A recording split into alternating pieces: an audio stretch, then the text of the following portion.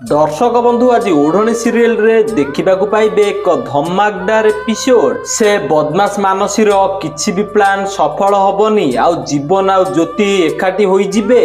जीवन आउ ज्योति एकाठी हेला परे मानसी तांकु देखिकी सही पारिबनी। आउ से गोटे चाकू नै कि जीवन आउ ज्योति को मारिबाकू जाउथिबो, हेले अंश को मां आसिकी ताकू रोकी देबे।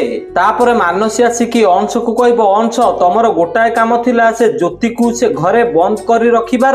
से सेठू चाली आसिला। तमे जानिच से मो हाथ को धरिकी घुसाड़ी घुसाड़ी आनिची मते। आउ ए सबु तम मां को पई हेइची। सबु प्लान फेल करी देला तम ए पागल मां। मानसी एमिति कहले अंश कहबे मो मां को एमिति कहिकी तमे निया सहित खेलुच संभाली की मानसी। तापरे मानसी कहबो एते टेंशन तम मां पई। आउ तम मां द्वितीय पुओ पई चिंता करूची। तापर अंश कहबे मो मां सरल लोक, किए निजर किए पर सी एबे जानिनी। तापर मानसी कहबो तमे तम मां रो कानी धरिकी बस। सेपटे ज्योति आउ जीवन बाबू एकाठी होई गलेनी।